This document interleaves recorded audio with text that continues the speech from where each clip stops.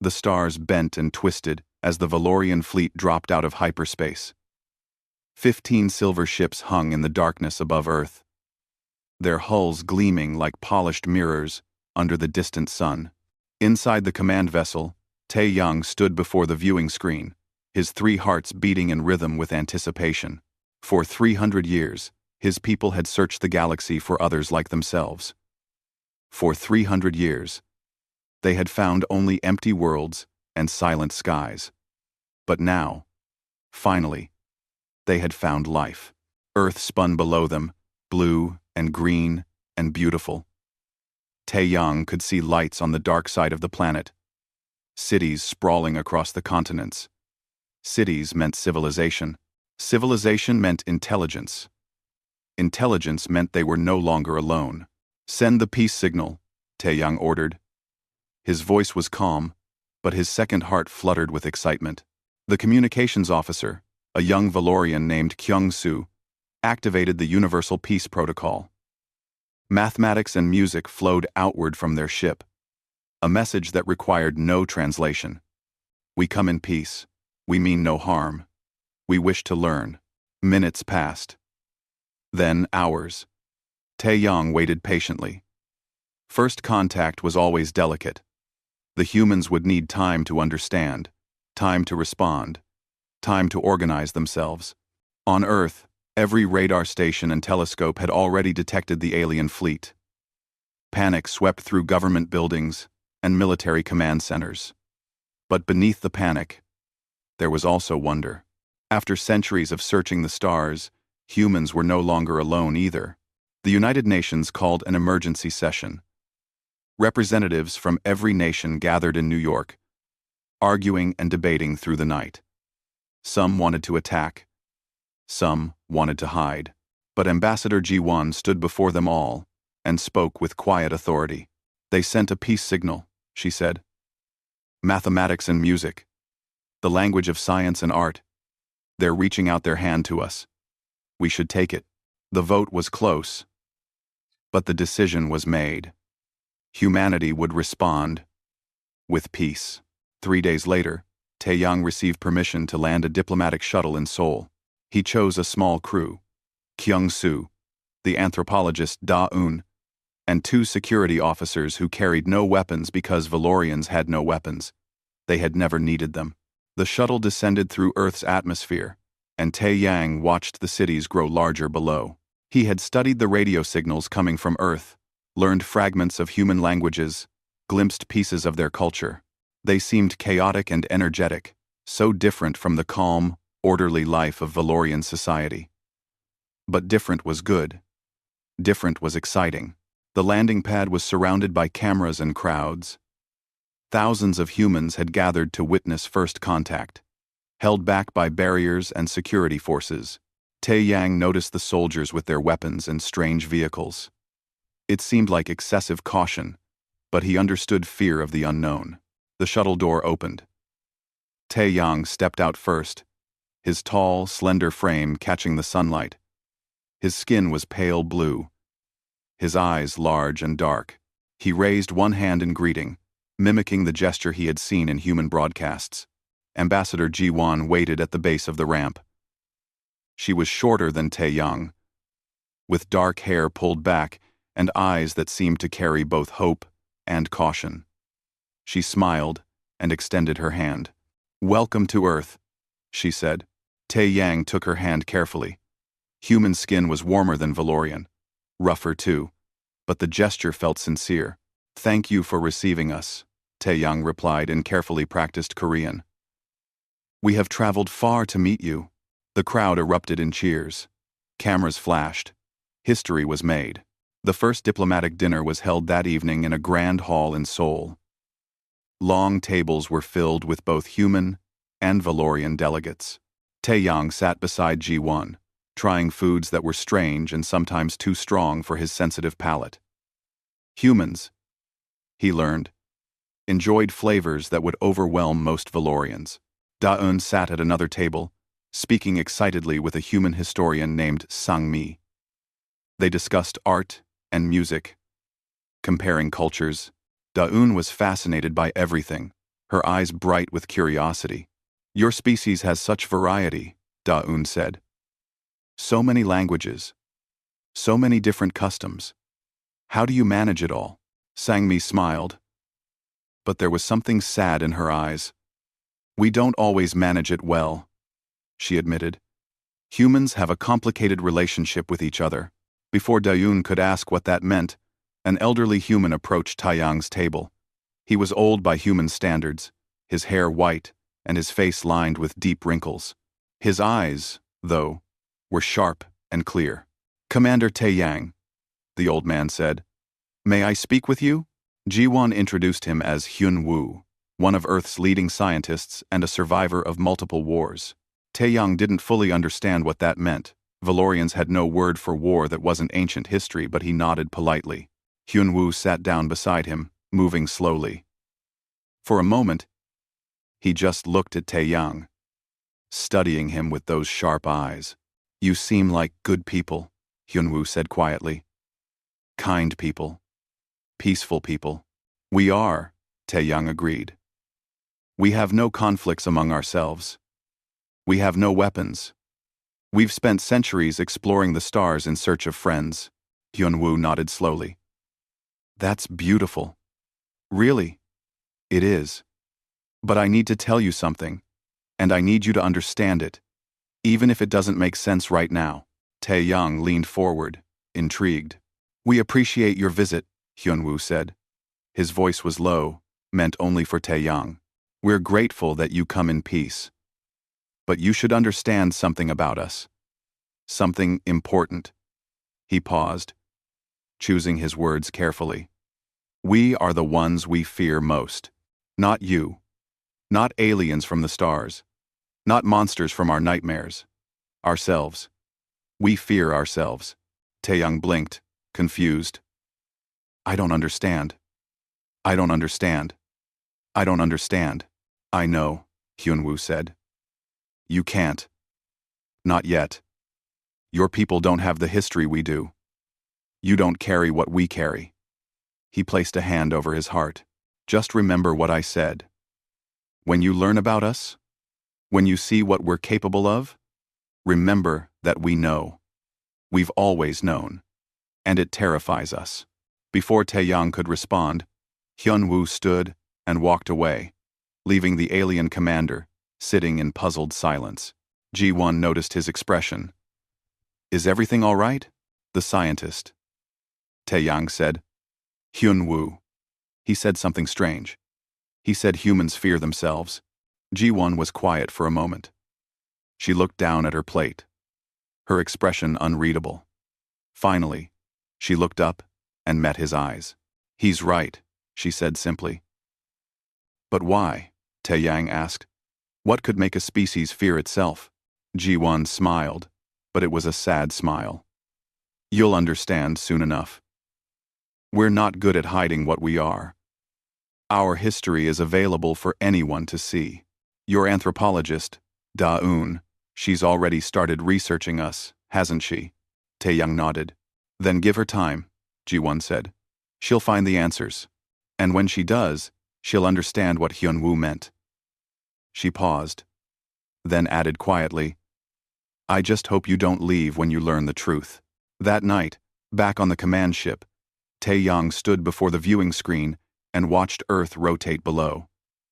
The planet looked so peaceful from orbit. The lights of cities twinkled like stars. It was hard to imagine what Ji-won and Hyun Woo had meant. What truth could be so terrible that it would make them fear their own kind? Da-un entered the command center, her arms full of data tablets. Commander, I've been given access to human databases. Their history, their culture, their art. There's so much to learn. What have you found so far? Taeyang asked. Da-un's smile faded slightly. Beautiful things, she said. Music that makes me feel emotions I didn't know I could feel. Art that shows such depth and understanding. Stories that speak of love and sacrifice and hope. She hesitated. But also, there are references to things I don't understand. Wars, conflicts, Violence on a scale that seems impossible for a species to inflict on itself. Perhaps it's ancient history, Taeyang suggested. All species have a violent past. We evolved from it. Maybe, Daun said. Taeyang looked back at the earth. Somewhere down there, Hyunwoo was probably sleeping, dreaming dreams shaped by experiences Taeyang couldn't imagine.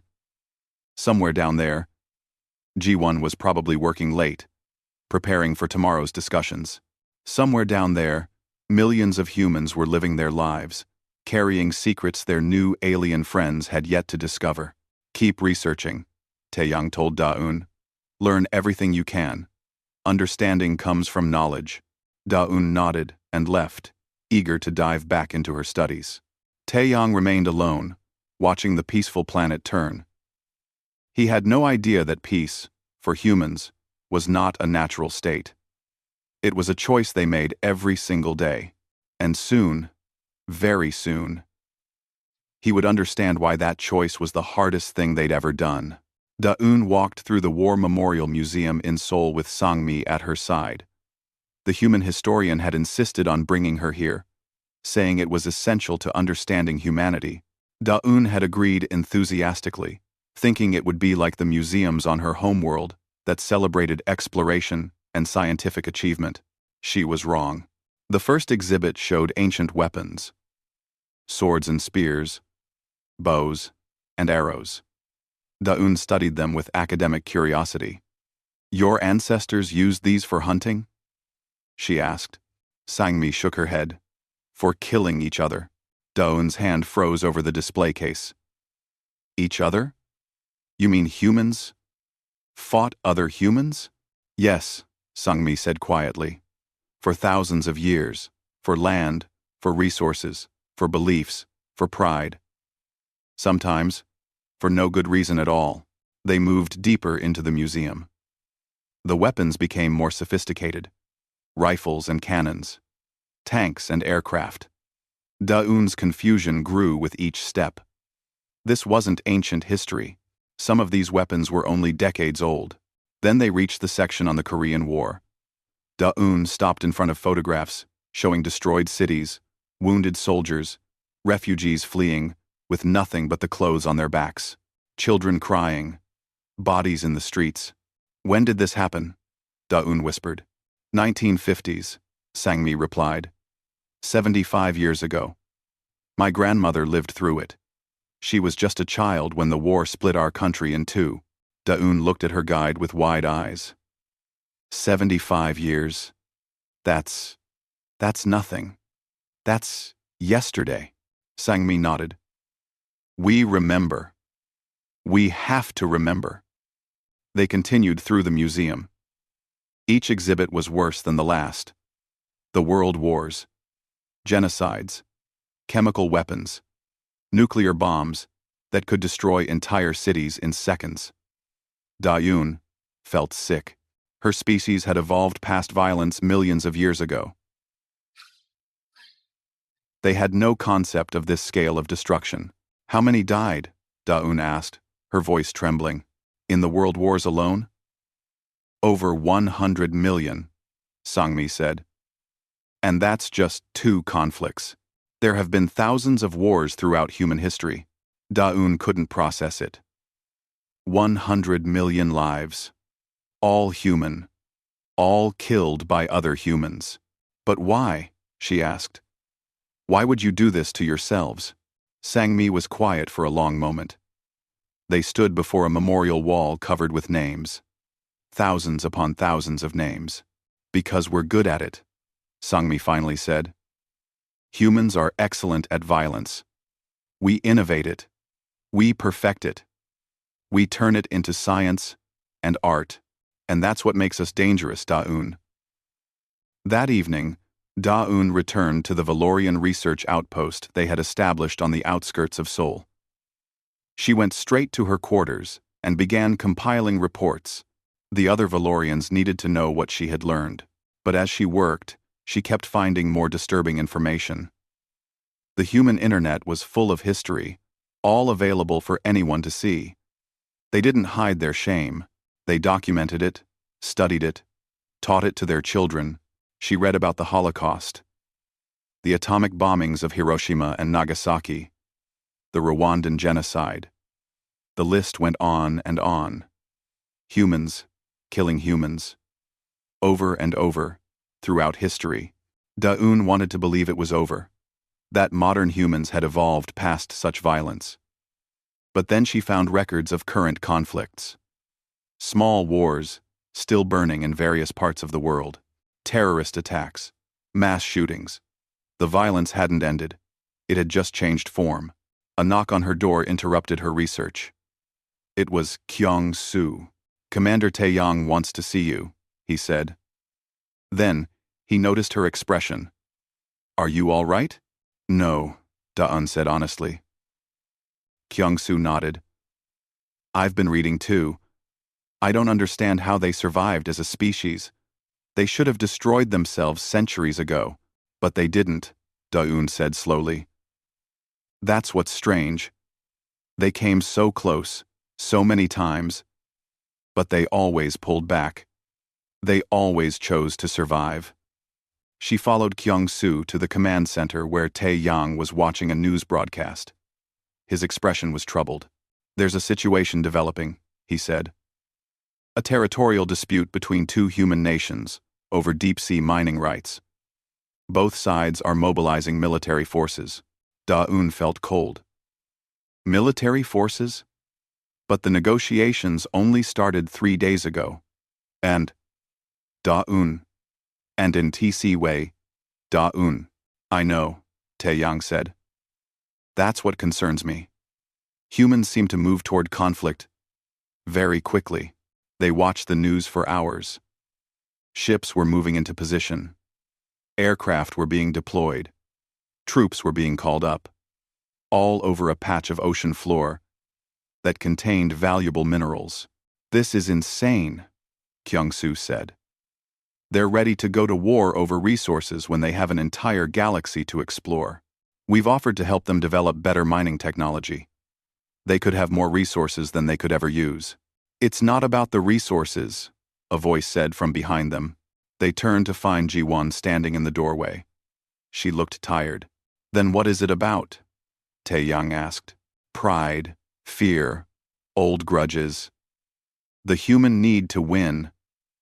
Ji-won walked to the viewing screen. "We're working to resolve this, peacefully. We have diplomats talking to both sides right now. But yes, we mobilize quickly. We're very good at preparing for war." I, even when you don't want it?" Daeun asked. "Especially when we don't want it," Ji-won said. "Because we know what happens if we're not prepared. We've learned that lesson too many times." Over the next 2 days, the situation escalated. Taeyang offered Valorian mediation. Both human nations accepted, grateful for a neutral third party. The Valorians were excellent negotiators. They found compromises, suggested sharing agreements, proposed scientific partnerships. Slowly, carefully, the crisis de-escalated. Ships began pulling back. Troops stood down. The dispute was resolved without a single shot fired. Taeyang was pleased. "See?" he told his crew. "Humans can choose peace. They just needed help seeing the path." But Ji-won's expression remained serious when she thanked him for his assistance. "You're troubled," Taeyang observed. "We prevented a war. Isn't that good news?" "Yes," Ji-won said. "But it took intervention from an outside party to make both sides back down. And we went from diplomatic discussion to the brink of armed conflict in less than 48 hours.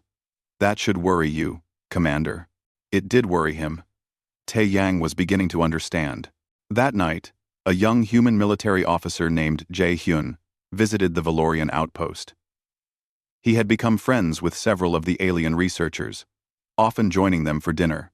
Tonight, he brought alcohol, a substance Valorians couldn't process but found fascinating. Jae-hyun drank, while the Valorians watched. He seemed sad. "You stopped a war," he said. "Thank you for that. Some of us would have died in it. Maybe me. Maybe my friends. Why do you serve in the military if you don't want to fight? Da-un asked. Jae-hyun laughed, but there was no humor in it. Because someone has to be ready.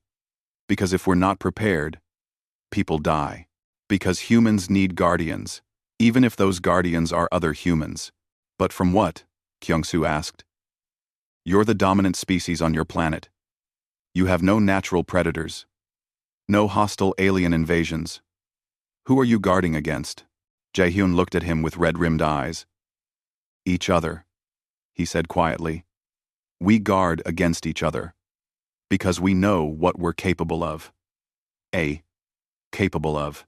I don't understand, Kyung-soo said.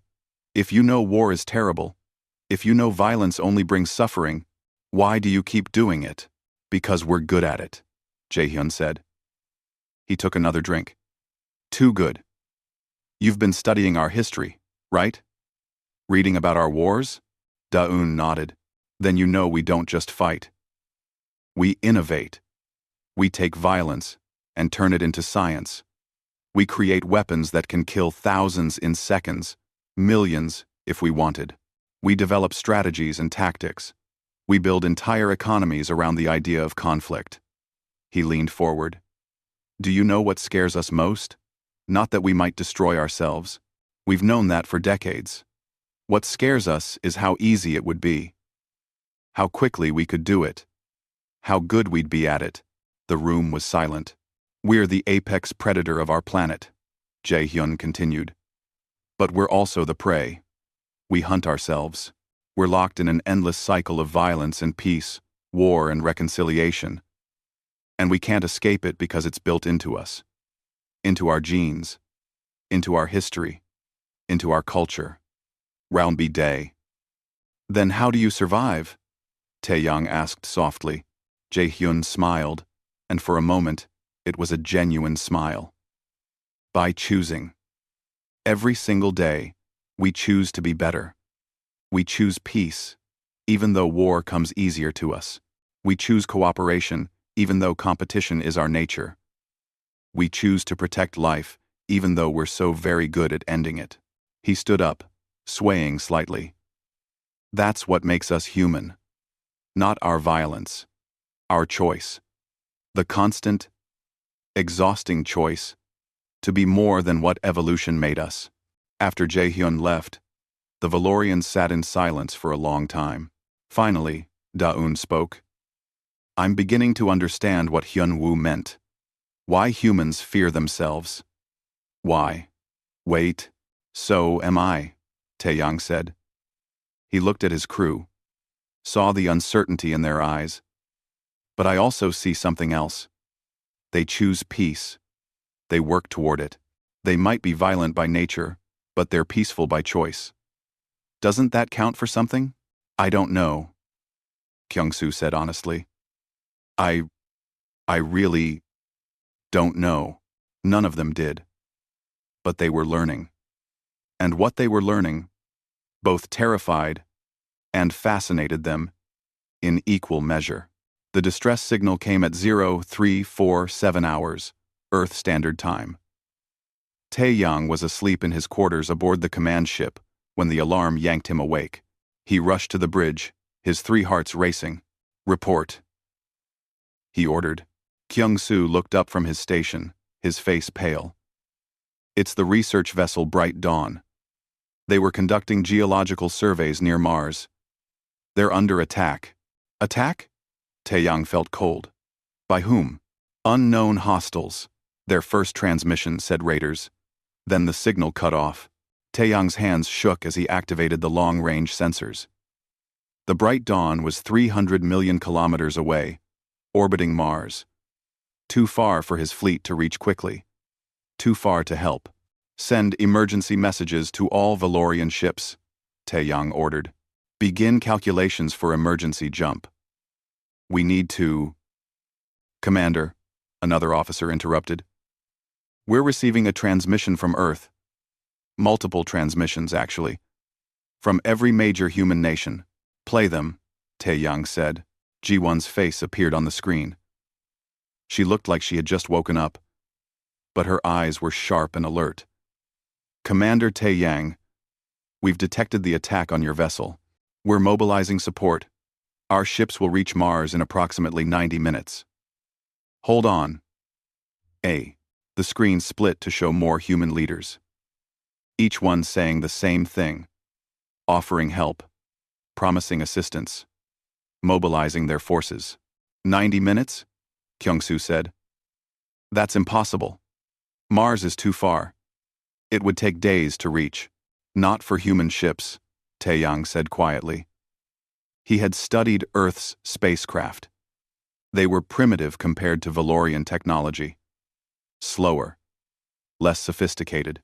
Or so he had thought. What kind of ships do they have that can reach Mars in 90 minutes? His question was answered 30 minutes later, when Earth's orbital defense platforms activated.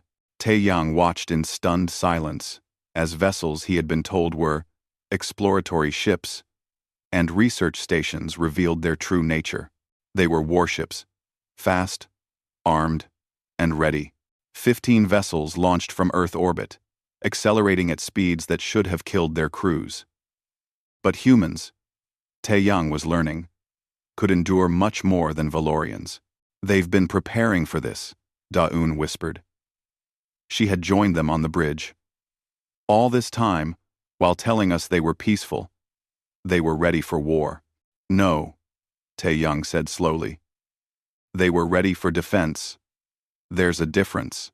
G1 contacted them again. Commander, we're patching you into our tactical network. You'll be able to monitor our approach and engagement. I'm sorry, you have to see this. See what? Taeyang asked. Ji-won's expression was grim. What humans do when someone threatens our friends. The tactical display showed the human fleet racing toward Mars. Leading them was a pilot named Min Seo, commanding a strike group of 5 heavy fighters. Her voice came through the communication system, calm and professional. Strike Group Alpha approaching Mars orbit.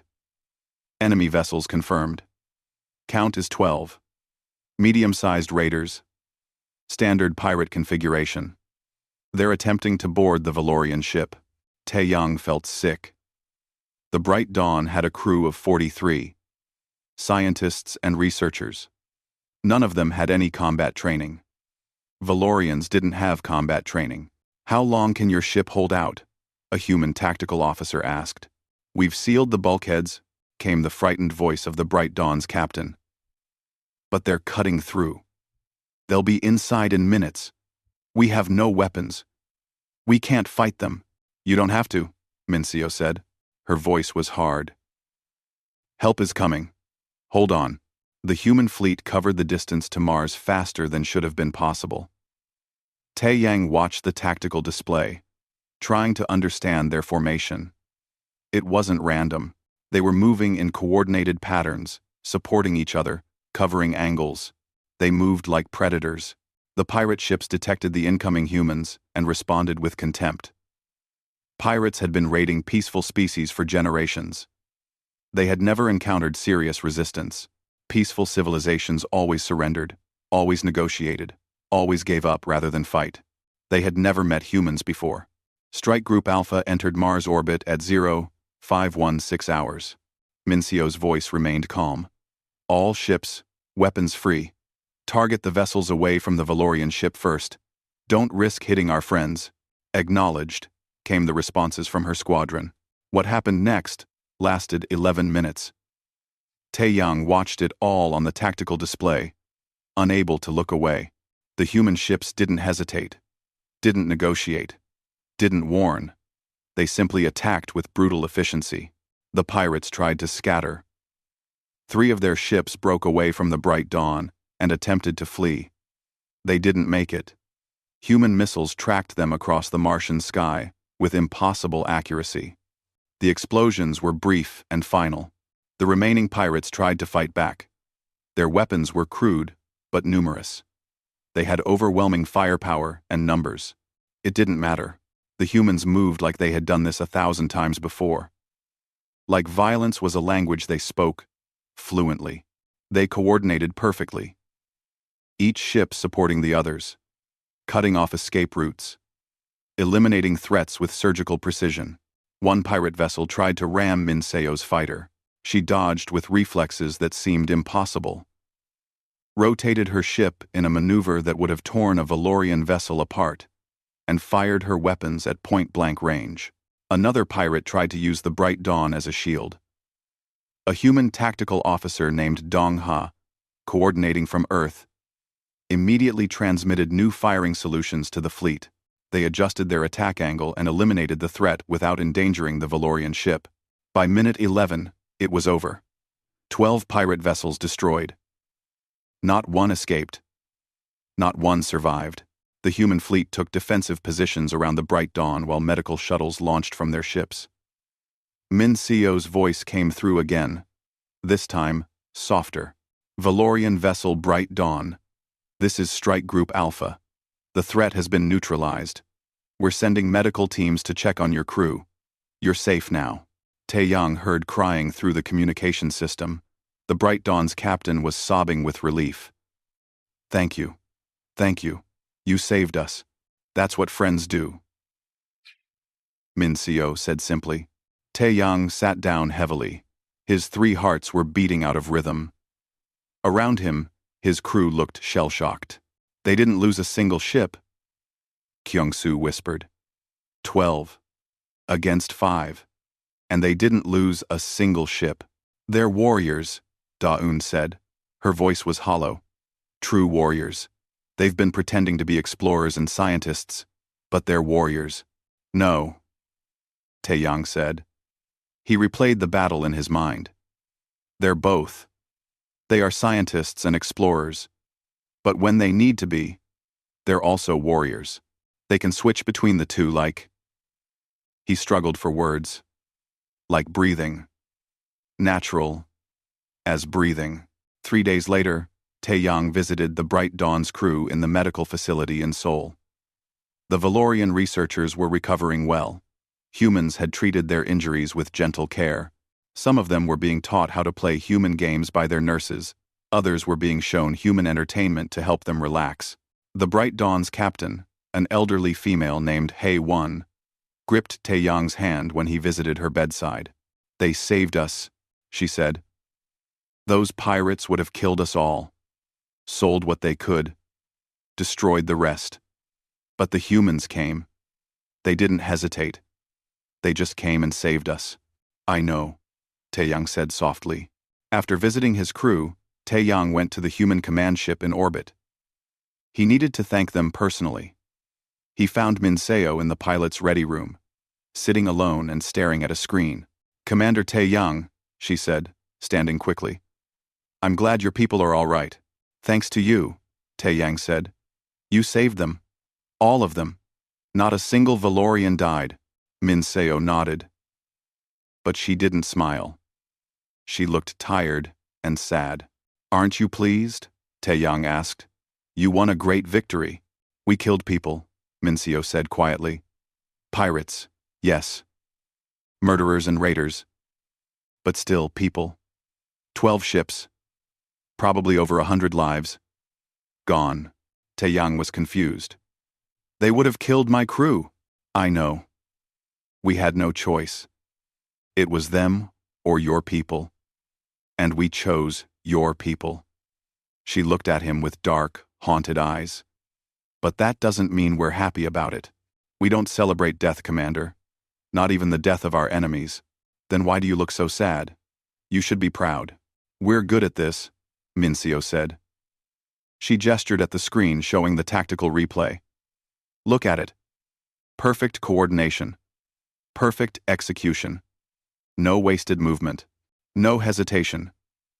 We destroyed a force more than twice our size in 11 minutes, without taking a single casualty. We're so good at killing that it's almost an art form. But you saved lives. Taeyang protested. This time, Minseo said. This time, we used our skills for protection. But Commander, these same skills, these same weapons, these same strategies, we developed them to use against each other. Every human pilot is trained the same way I am. Every human soldier knows how to kill efficiently. We've spent thousands of years perfecting the art of violence. She turned to face him fully. You asked why we look sad? Because we're reminded of what we are. Because even when we do the right thing, even when we save innocent lives, we're still using skills that were born from centuries of humans, killing humans. We can never escape it. It's built into us. Tae-yang was silent for a long moment. Then he said, You didn't want to fight. No, Minseo agreed. But you did it anyway. To protect people you barely know. To save strangers from another world. Yes. Then you're not monsters? Tae-yang said firmly. Monsters enjoy violence. Monsters celebrate death. You mourn it even when you had no choice.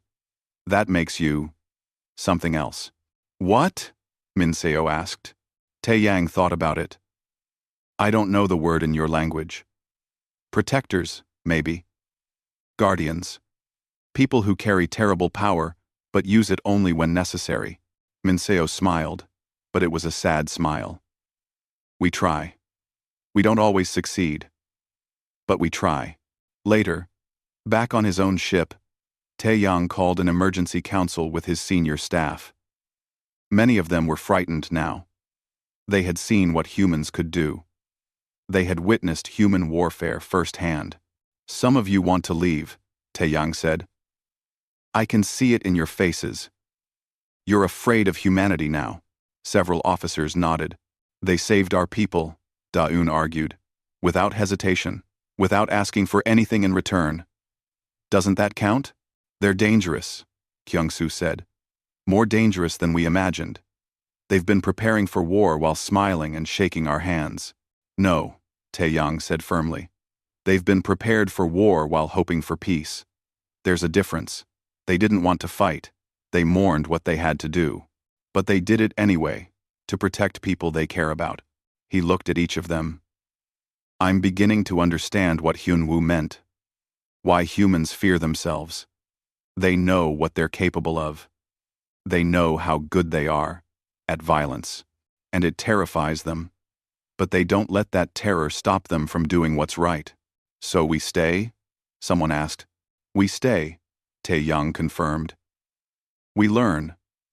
We try to understand, because humans are the most complex species I've ever encountered, and I want to know what makes them choose peace when war comes so easily to them.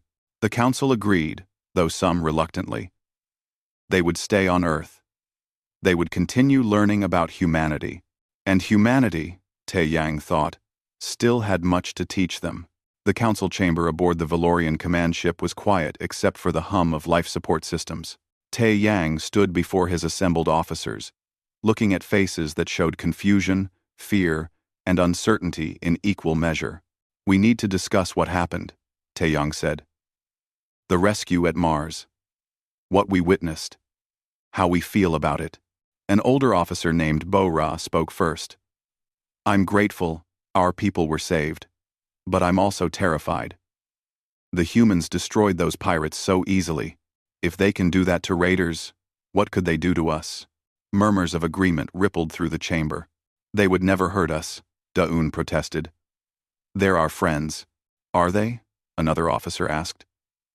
Or are they just being polite until they decide they don't need to be? That's not fair, Da-eun said. You're judging them based on fear, not evidence. Kyung-soo stood. I support Da-eun. Yes, humans are dangerous, more dangerous than any species we've encountered. But they've shown us nothing but kindness. They saved our people without hesitation. They share their culture openly. They welcome us to their world. Fear is understandable. But we can't let it blind us to their positive qualities.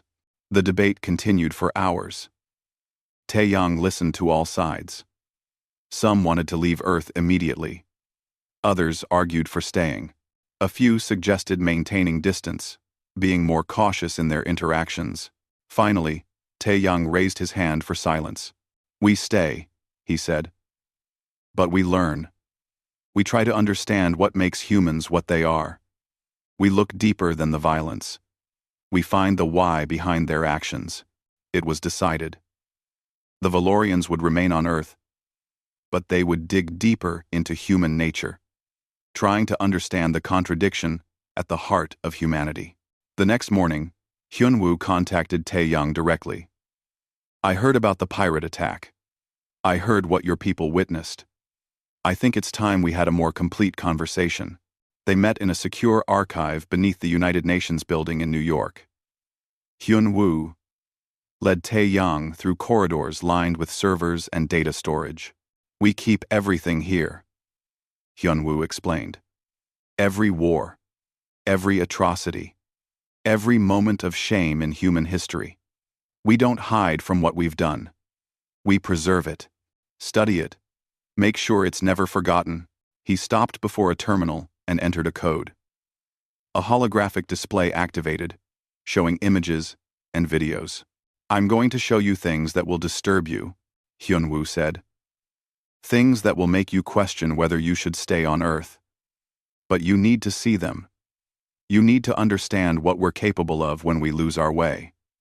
Quote, "The first images were from ancient wars, armies clashing with swords and spears, cities burning, populations enslaved."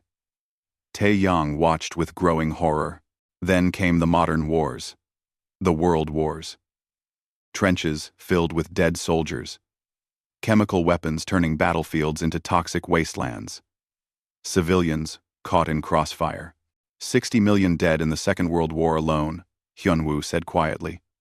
Soldiers and civilians, men, women, children, entire families, erased. He showed footage from concentration camps. The systematic murder of millions.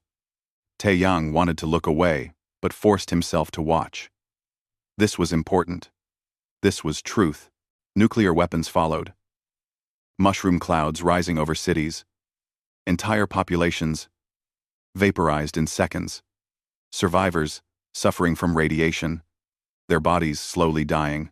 "We created weapons that could destroy our entire species," Hyunwoo said, "and we came very close to using them. Many times." The images continued. Genocides, mass shootings, terrorist attacks, chemical warfare, child soldiers, torture. The catalog of human cruelty seemed endless.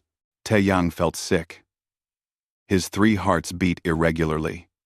He understood now why some of his crew wanted to leave. This species was capable of unimaginable horror. But then Hyunwoo showed him something different. "This is what comes after," he said.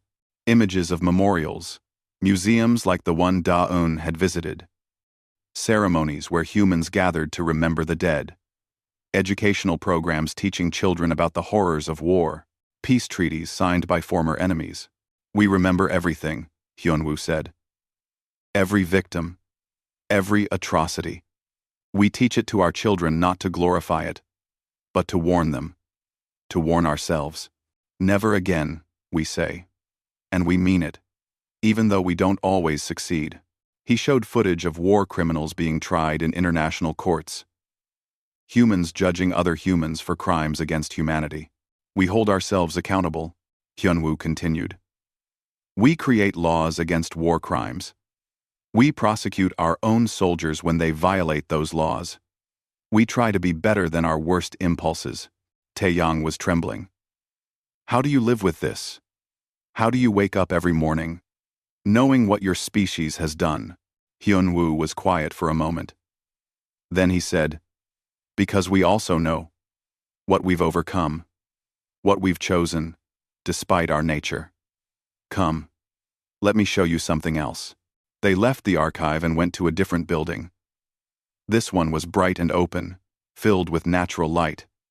It was a center for conflict resolution, where humans trained diplomats and peacekeepers. A class was in session. Young people from different nations sat together, learning how to prevent wars, how to mediate disputes, how to build peace. "We prepare for war," Hyunwoo said. "But we also prepare for peace. We study it. We practice it. We make it a discipline, as rigorous as military training." He introduced Taeyang to an instructor named Eun-ji, a psychologist who specialized in understanding human conflict.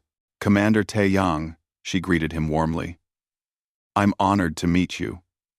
I understand you're trying to understand humanity better? Yes, Taeyang said. But I'm more confused than ever. Your species seems to embody contradictions. Violence and peace, cruelty and kindness, destruction and creation. How can you be all these things at once? Yoonji smiled. Would you like the simple answer or the complex one? Both, Taeyang said. Simple answer.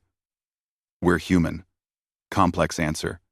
We evolved as both predators and social creatures. We needed violence to survive, but we also needed cooperation. Those two drives exist in constant tension within us. She led him to her office and showed him brain scans and research data. We have neural pathways for aggression built into our brains, she explained. But we also have pathways for empathy, for cooperation, for love. Every human carries both the capacity for terrible violence and profound compassion. We're not one or the other. We're both. Always. But how do you choose? Taeyang asked. How do you decide which path to follow? On. That's the eternal human struggle, Yoonji said. Every day, every moment, we make choices. Do we give in to anger or practice patience? Do we respond to threat with violence or with dialogue? Do we see others as enemies or as potential friends? She pulled up more data. Look at this. Global violence has been declining for centuries. Not linearly, we still have setbacks, but overall, humans are becoming less violent over time. Not because we're evolving biologically, but because we're choosing differently. We're building systems and cultures that promote peace over war. But you still have weapons, Taeyang pointed out. You still maintain armies. You're still prepared for war. Yes, Yoonji acknowledged. Because we're realistic. We know that not everyone chooses peace. We know that bad actors exist. Both human and now, as we've learned, non-human. So we prepare. But preparation isn't the same as desire. She leaned forward. Commander, do you know what the greatest human fear is? It's not death. It's not pain. It's becoming the monster. We fear losing control of ourselves. We fear the darkness inside us winning. That's why we build checks and balances. That's why we create laws and ethics and moral philosophies. We're trying to protect everyone, including ourselves, from our own worst impulses.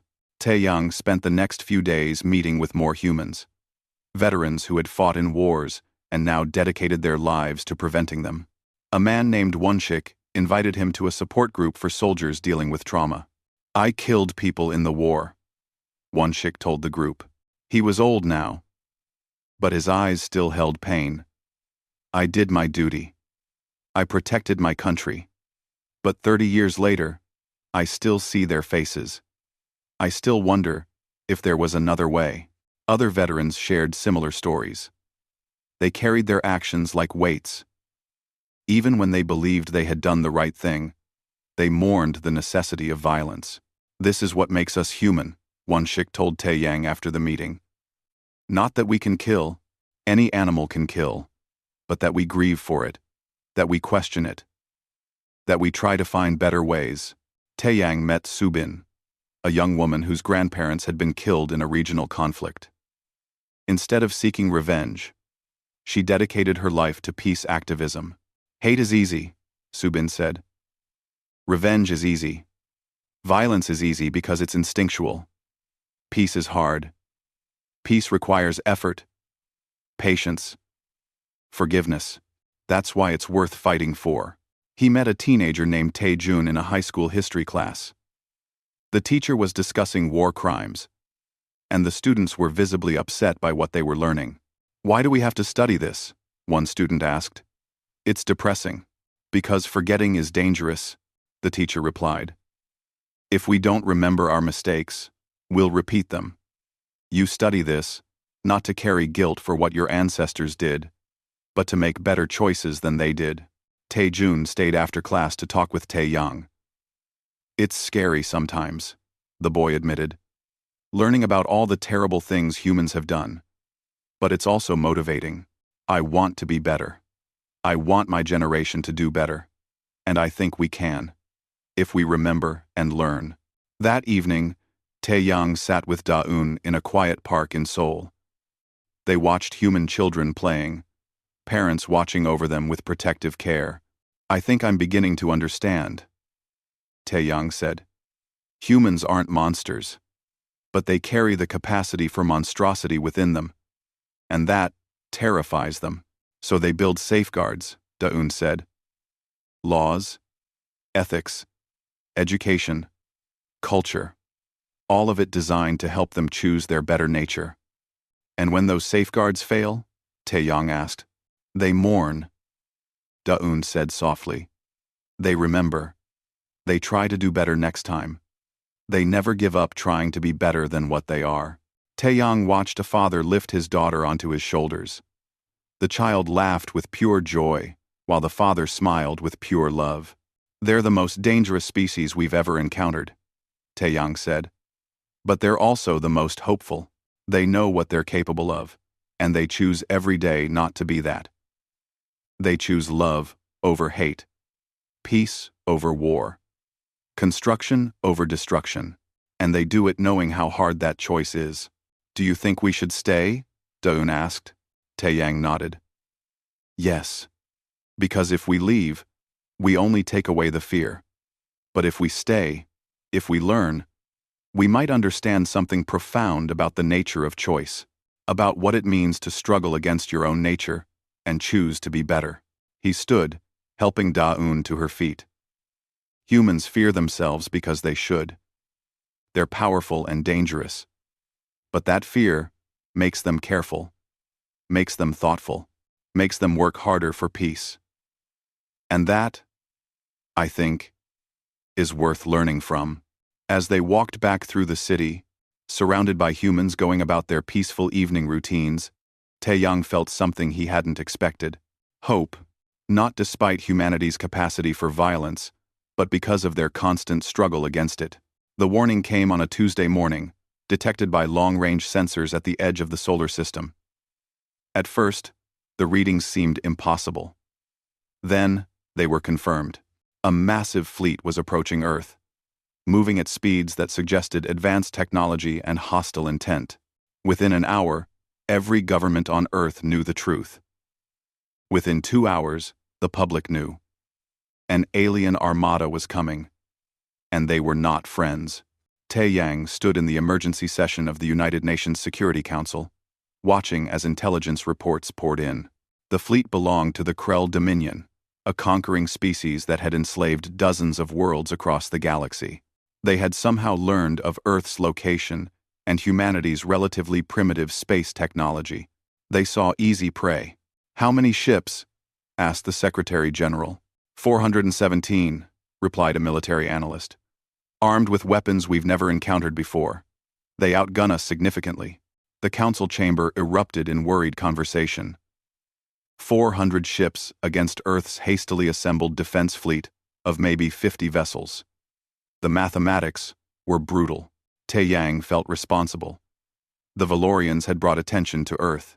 Their ships, their communications, their presence had marked this world as inhabited and therefore valuable to conquerors like the Krell. This is my fault, he said quietly to Ji-won. We led them here.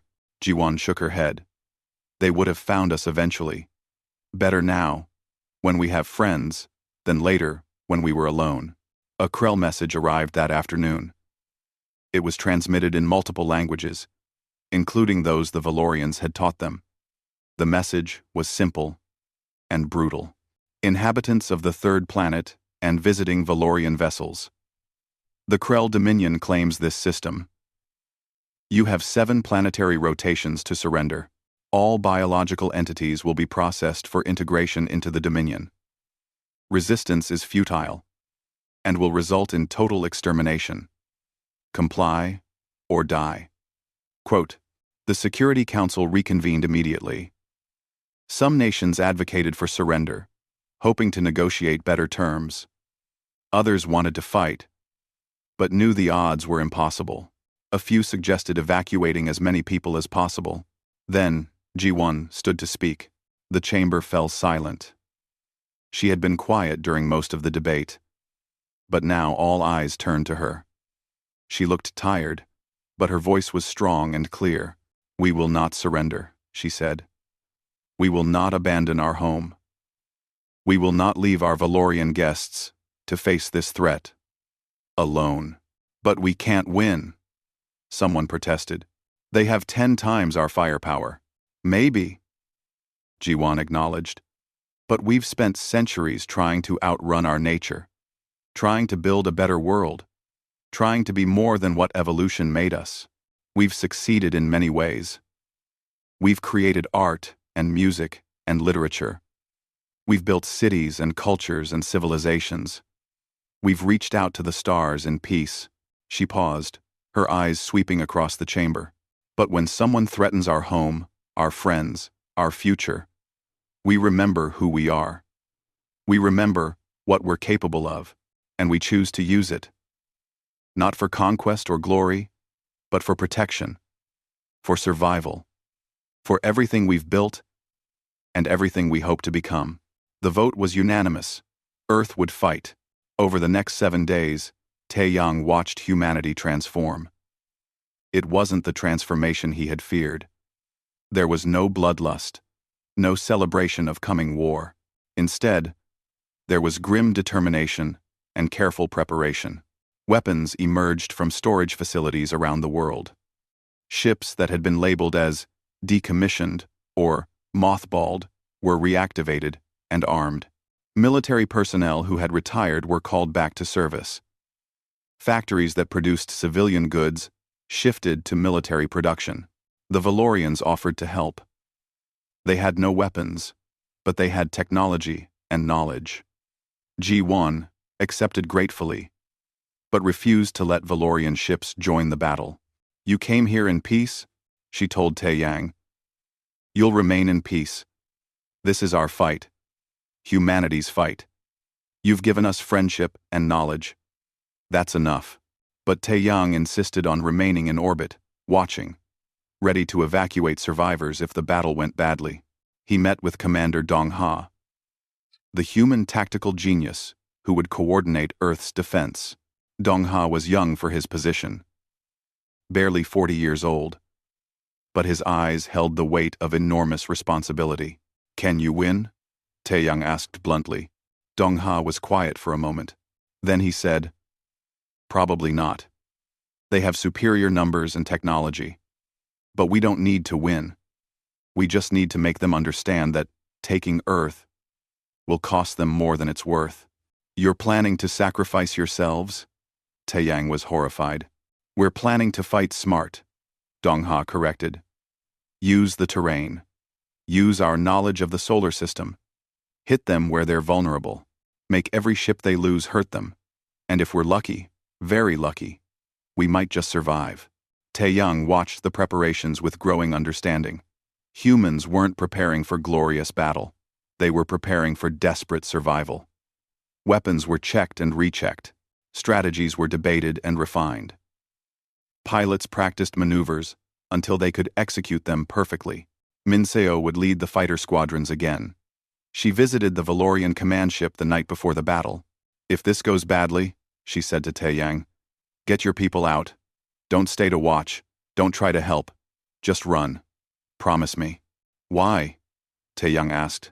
"Because you're good people," Minseo said. "You deserve to survive. And because if we fail, someone needs to remember that humans tried, that we stood up to conquerors and fought for what was right, even when we couldn't win." She left before Taeyang could respond. The Krell fleet arrived exactly 7 days after their ultimatum. They dropped out of hyperspace at the edge of the solar system. 417 ships arranged in a formation designed to intimidate. They transmitted one final message: "Your time has expired. Surrender now, or be destroyed." Dong-ha sent the reply himself. It was short: "No." The battle began. The Krell expected quick victory.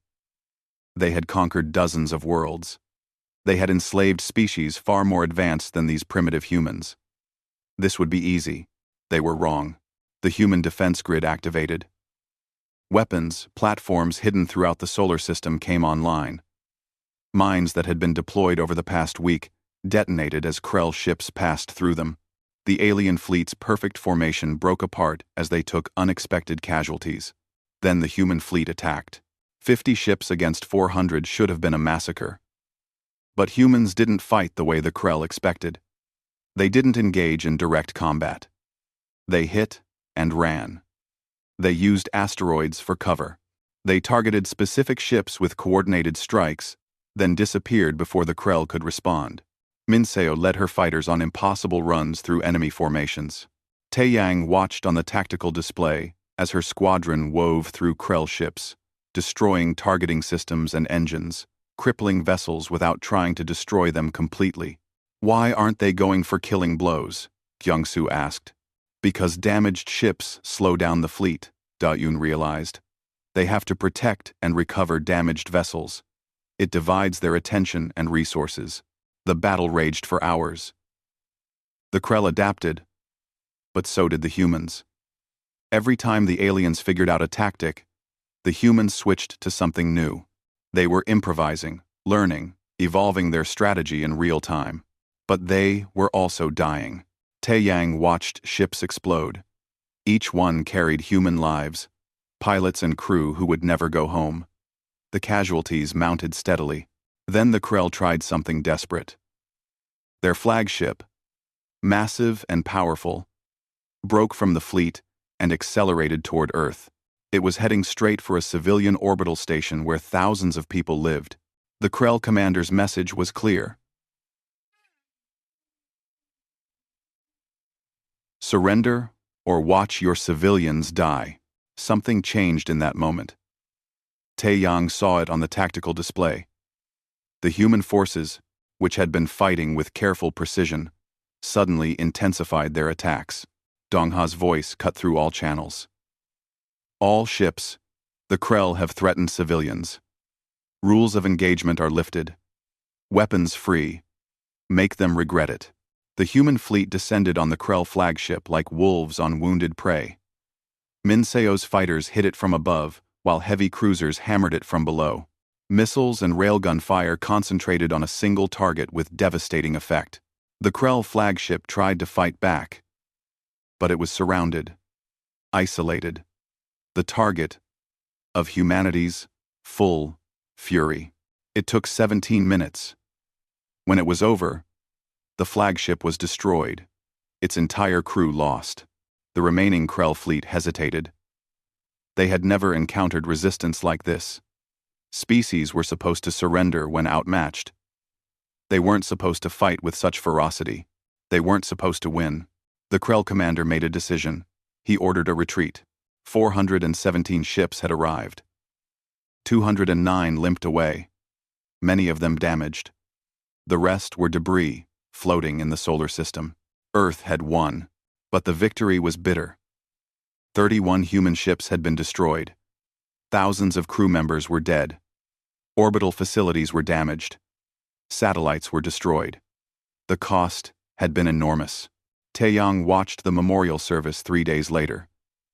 It was held at the Seoul National Cemetery, but it was broadcast to the entire world. Millions watched as names were read. Each one a life lost. Each one a person who would never see another sunrise. There were no celebrations. No victory parades. Only mourning and quiet determination. Taeyang attended with his senior staff. They stood among the humans, sharing their grief. Da-Eun was crying. Even Kyungsoo, usually so stoic, had tears in his eyes. After the ceremony, Taeyang found Ji-won standing alone, looking at a memorial wall being constructed. It would hold the names of all who died defending Earth. "I'm sorry," Taeyang said. "This was our fault. The Valorians brought this to your world." Ji-won shook her head. "You brought friendship. The Krell brought war. Don't confuse the two. Still, so many died." "Yes," Ji-won said softly. "They did. And we'll remember every one of them. We'll teach our children their names. We'll tell their stories. We'll make sure their sacrifice meant something. She turned to face him. You asked me once why we fear ourselves. You understand now. I do, Taeyang said. You carry the capacity for such darkness, such violence. When that Krell ship threatened civilians, I saw something change in your forces.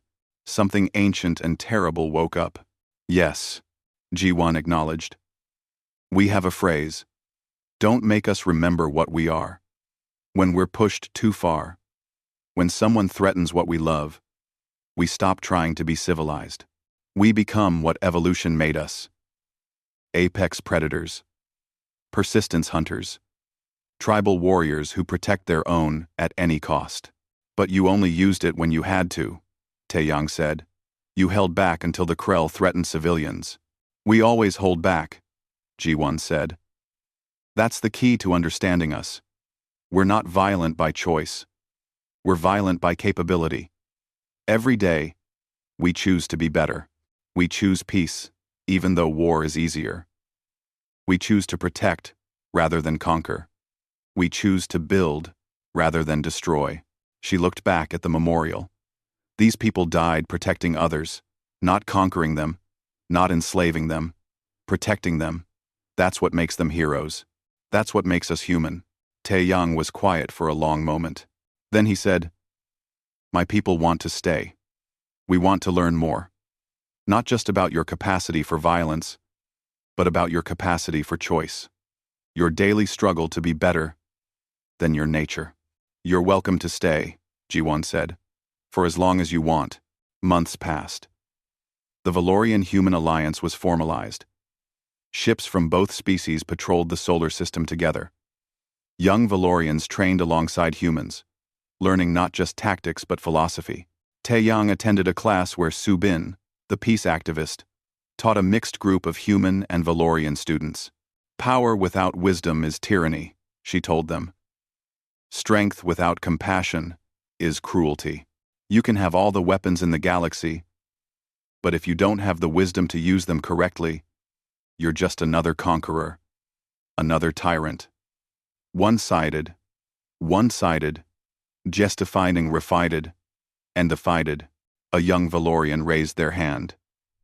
But how do you know when to use force? How do you decide? That's the eternal question, Su-bin said. And there's no easy answer. But humans have learned that force should be the last resort. Not the first.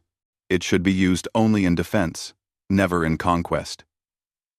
Another student asked, Don't you ever want revenge? Against the Krell? Su-bin was quiet for a moment. Want it? Sometimes. But wanting and doing are different things. We could hunt down the Krell. We could make them pay for what they tried to do. But then we'd become the conquerors. We'd become the monsters. So instead, we fortify our defenses.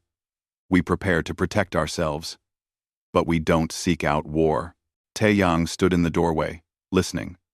Beside him, Hyun-woo had arrived quietly. You understand now, the old scientist said. It wasn't a question. I do, Taeyang agreed. Your species lives in constant tension between what you are and what you want to be, between your capacity for violence and your desire for peace. That tension defines you, and it exhausts us, Hyun-woo said. Every generation has to learn the same lessons. Every generation has to make the same choices. We can never relax. Never assume we've conquered our nature. Because the moment we do, the moment we become comfortable with violence, we lose our humanity. But you keep trying, Taeyang said. We keep trying, Hyun-woo confirmed. Because the alternative is unthinkable. Because our children deserve better. Because we've seen the darkness, and we refuse to surrender to it. That evening, Taeyang stood on the observation deck of his ship, looking down at Earth. The planet turned below, beautiful and peaceful. Lights twinkled in the darkness, marking cities full of life. Da-eun joined him. What are you thinking about? About what makes humanity special? Taeyang said. We came here looking for intelligent life. We found something far more rare. We found a species at war with its own nature. A species that knows its own darkness and chooses the light anyway. A species that fears what it's capable of and uses that fear to make better choices. Do you think we can learn from them? Daon asked. I think we already have, Taeyang said. They've taught us that strength isn't about never feeling afraid.